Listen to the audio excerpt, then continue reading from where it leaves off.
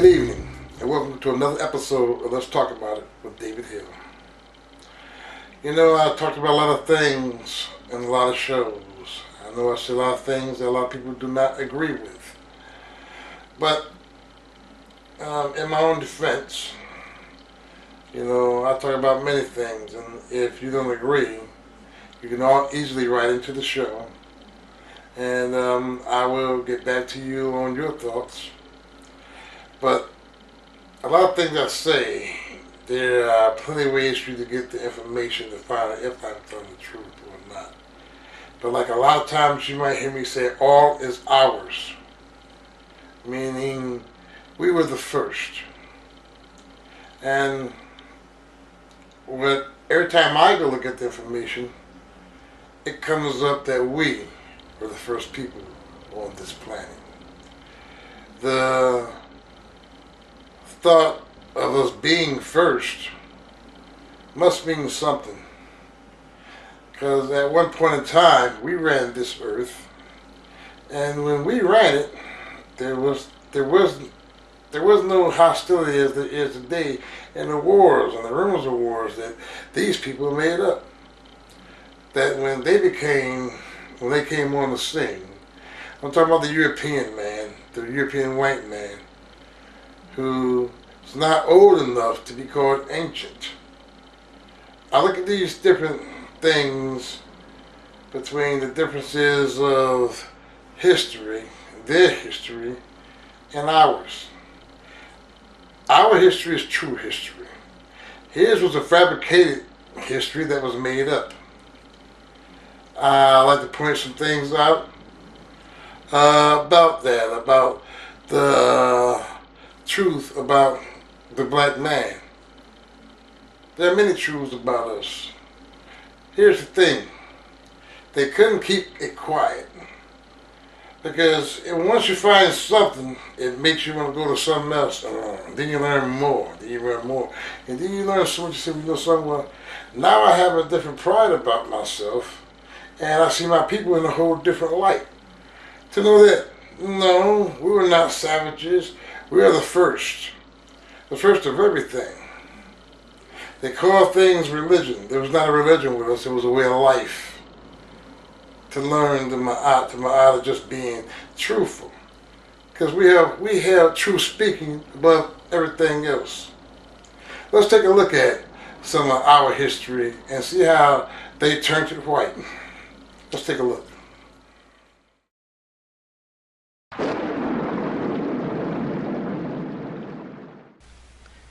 Ever hear anyone make the claim that white people are indigenous to Africa, or that the first man would have been a white man? Yeah, I know, YouTube's filled to the brim with ignorant and uneducated people saying just that sort of stupidity. Well, it's time to give these suckers some black truth, and you better believe it's gonna hurt. But first, we have to go back to the beginning, and that means going back to Africa. Africa is where all human life began. Eurocentrics had insisted for hundreds of years that Europe was the cradle of humanity, and when that lie predictably fell apart, they switched it to Asia. Like all Eurocentric claims, there wasn't a single shred of evidence to back up this idiocy, but it made whites feel good, and that was all that mattered. Until 1987, when Dr. Rebecca Kahn wrote a stunning article for the magazine Nature. Well, it was stunning for the Eurocentrics, because in it she declared that mitochondrial DNA made it clear that all humans can be traced back to Africa, with a woman who lived about 200,000 years ago in the area of Ethiopia, Kenya, and Tanzania. Though some scholars already knew this.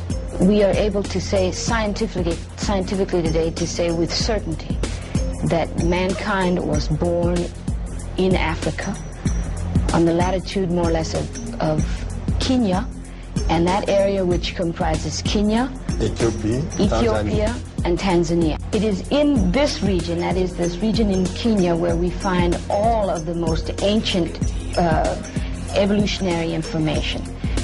Nature created 6 specimens of man before we got to man as we know him today. All fossils that have been found outside of Africa have been found under close analysis to be much more recent than those found in Africa. And no other continent in the world has the complete series of fossils indicating the 6 specimens that I spoke of before. Nature doesn't do anything by chance, and it's for that reason that humanity, mankind that was born in a sub-equatorial region, was given melanin to protect its skin. And it's for that reason that it is clear, it is certain, that first man had to be a black man. Remember, at the time humanity arose 250,000 years ago, the Earth was still going through the last ice age. Europe was far colder than anything people can imagine today. And for a warm-blooded creature like man to have begun and survived during an ice age, he would have had to have originated in the hottest region on the planet. There's simply no other way. Even racists like Dr. James Watson, the Nobel Prize-winning geneticist who discovered the DNA double helix, had to admit man came from Africa in his book, DNA, The Secret of Life.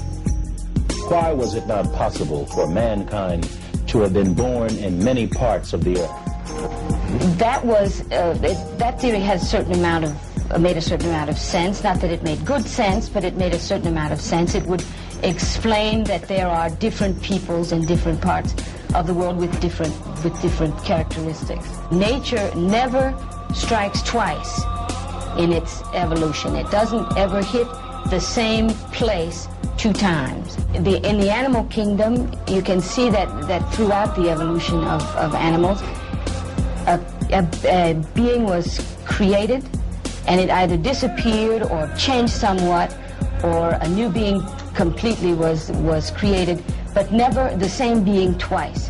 And to remain strictly scientific, it doesn't make common sense to say that man was created twice. So science had now answered where life began, and with whom.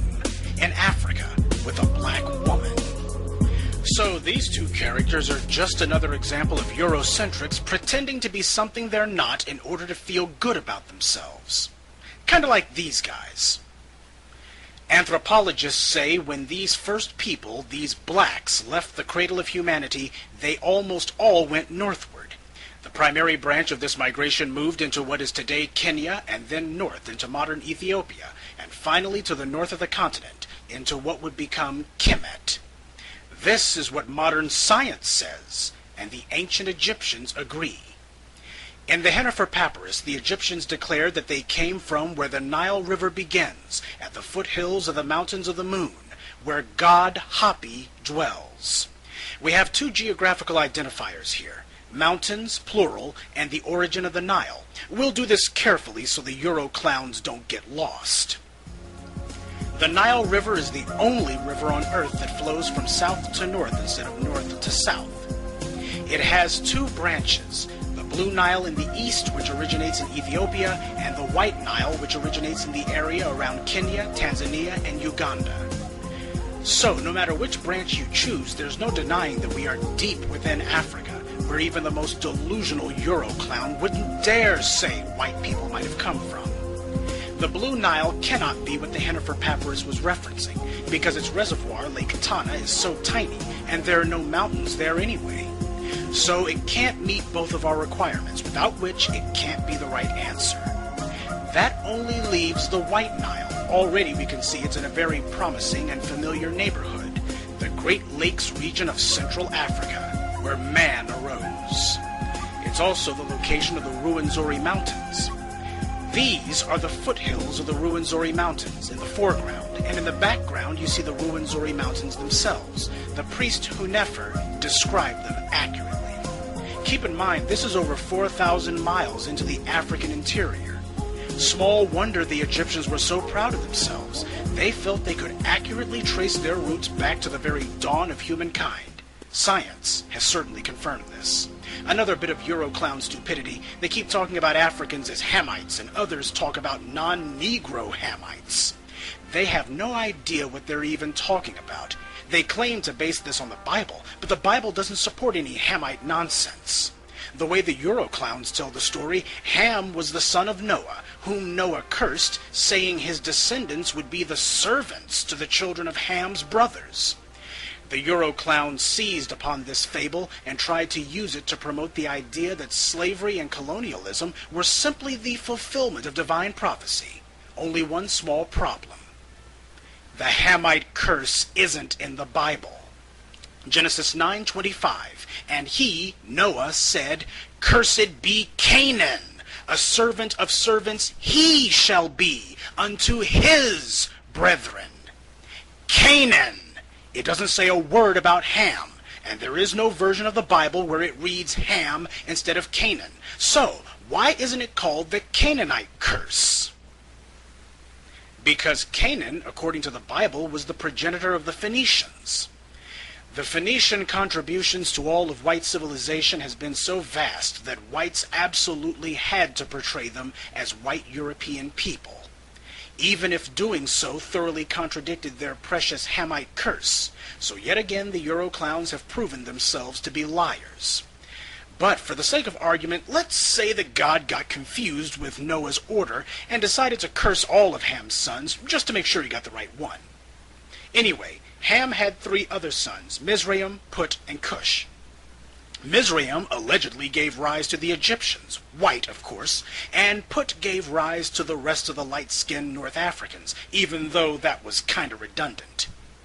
So, that leaves us with Cush, who was Ham's firstborn son. One has to wonder why Noah didn't curse Ham directly, or his firstborn.